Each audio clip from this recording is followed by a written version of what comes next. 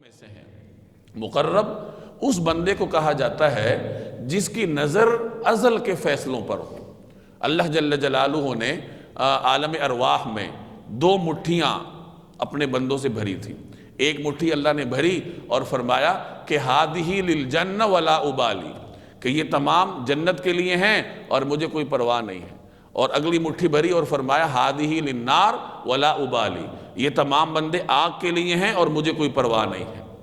تو وہ جو اللہ کی جانب سے جنت اور جہنم کے فیصلے ہو چکے ہیں، تو مقرب وہ بندہ ہوتا ہے جس کی نظر ہر وقت اس فیصلے پر ہوتی ہے، یا یوں کہہ لیجئے کہ اللہ کی خفیہ تدبیر پہ ہوتی ہے کہ اللہ نے ایمان کی بھی توفیق دی ہے، نمازوں کی بھی توفیق دی ہے، عبادات کی بھی توفیق دی ہے، لیکن نہ جانے میرا انجام کیا ہوگا۔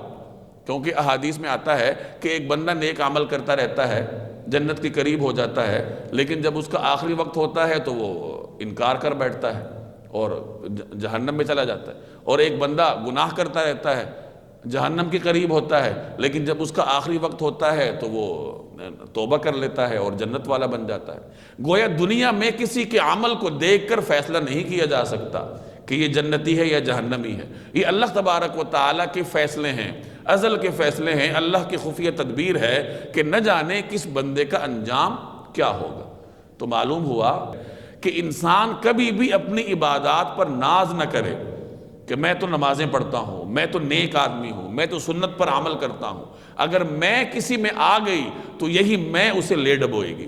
عبادات کا اثر یہ ہونا چاہیے کہ جتنی آپ کی عبادات زیادہ ہوں اتنی آپ میں عاجزی زیادہ ہو، جتنی عبادات زیادہ ہوں اتنا اللہ کی جانب توجہ زیادہ ہو جائے۔ یہ عبادات کا اثر ایک بندے پہ ہونا چاہیے۔ تو مقربین